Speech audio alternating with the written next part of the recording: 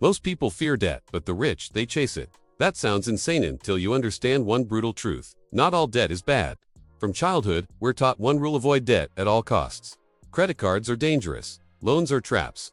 Interest is evil. And for most people, that advice makes sense, because most people use debt to buy things that lose value. But rich people play a completely different game.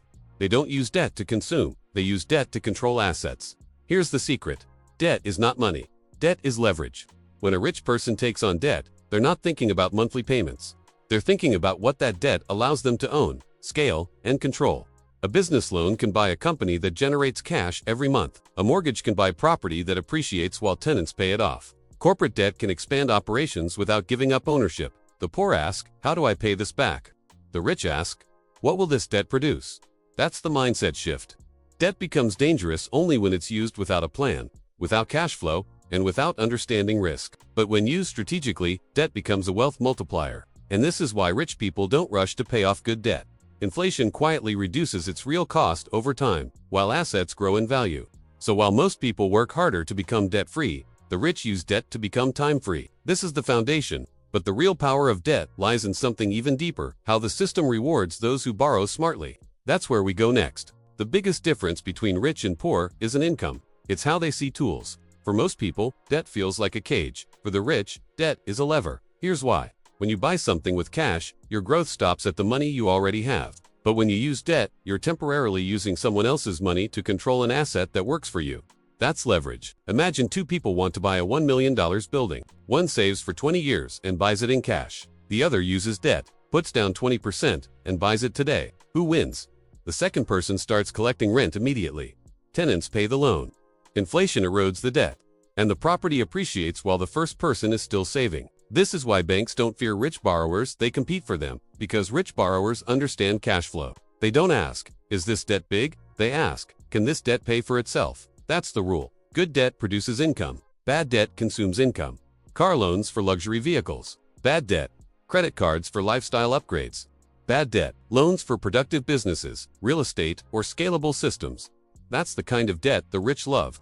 The system is designed to reward asset ownership, not effort. Debt accelerates ownership. But here's the part nobody tells you. Debt doesn't make you rich by itself. Used without discipline, it destroys lives, which is why rich people follow strict rules when using debt, rules most people never learn. And once you understand those rules, you start seeing why debt isn't the enemy. Ignorance is. The financial system doesn't reward savers. It rewards borrowers with assets. That sounds backward, but it's true. Governments print money. Inflation rises, cash loses value. And fixed-rate debt becomes cheaper over time. The rich understand this math. When inflation is 6% and your loan interest is 4%, you're effectively being paid to borrow. Meanwhile, assets, real estate, businesses, equities inflate in price. So the rich hold assets and hold debt, while inflation silently transfers wealth in their favor. This is why wealthy individuals don't rush to be debt-free.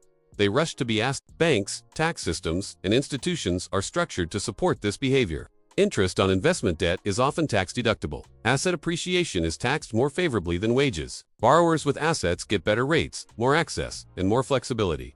The system doesn't ask, do you work hard? It asks, do you own something valuable? This is why two people earning the same income can end up in completely different financial realities. One saves aggressively. The other uses leverage strategically. One stays safe. The other scales. But leverage cuts both ways. Without knowledge, patience, and risk control, debt magnifies mistakes just as fast as it magnifies success. And this is why rich people don't just love debt, they respect it. Next, we'll break down the exact rules they follow to avoid destruction and use debt as a weapon. Rich people don't gamble with debt. They engineer outcomes. Rule 1. Debt must create cash flow. If it doesn't pay you, it doesn't belong in your life. Rule 2. They never rely on hope. Every loan is backed by numbers, projections, and exit plans. If something goes wrong, they already know how to survive it. Rule 3. They separate personal life from leverage. Poor people mix emotions with debt. Rich people isolate risk inside assets, businesses, and legal structures. Rule 4. They keep liquidity. Cash is optional for buying assets but essential for surviving downturns. The rich always hold reserves, and the most important rule, they understand timing. Debt is powerful in growth phases and deadly in collapse. This is why wealthy investors slow down borrowing when markets overheat and accelerate when fear dominates. Debt isn't about greed, it's about positioning. Used correctly, it shortens decades of work into years. Used blindly, it destroys families for generations. Which brings us to the final question. If debt is so powerful, why doesn't everyone use it this way? The answer reveals the real divide between the rich and everyone else. Debt doesn't fail people. Mindsets do. Most people are trained to trade time for money. Debt, in their hands, becomes a way to consume more, not to own more. The rich delay consumption and accelerate control. They don't borrow to look rich. They borrow to become rich. This is the final truth. Debt amplifies who you already are. If you're undisciplined, it will destroy you. If you're strategic, it will free you. This is why financial education matters more than income. Without understanding leverage, inflation, and cash flow, debt feels evil. With understanding, it becomes a tool. And this is why rich people love debt, not because it's easy, but because it bends time in their favor. They let assets work. They let inflation work. They let money work. While most people work harder. Debt is neither good nor bad. It's a mirror. And once you see how it truly works, you can never unsee it. So, here's the real truth. Debt is not evil. Debt is not freedom either. Debt is power. And power always depends on who holds it. In the hands of the unprepared, debt becomes a prison. In the hands of the educated, debt becomes a shortcut through time. This is why rich people don't ask, "How do I avoid debt?" They ask, "How do I use it without losing control?" They understand something most people never learn. Money rewards ownership, not effort. Systems reward leverage, not labor.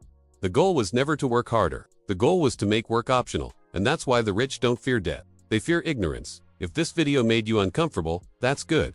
Growth starts with discomfort. If it made you curious, even better. Curiosity is the first step toward control. Because once you understand how debt really works, you stop being scared of money, and you start making it work for you. This isn't financial advice. It's financial reality. And now that you see it, the only question left is this. Will you use debt like the system's victim, or like the system's architect?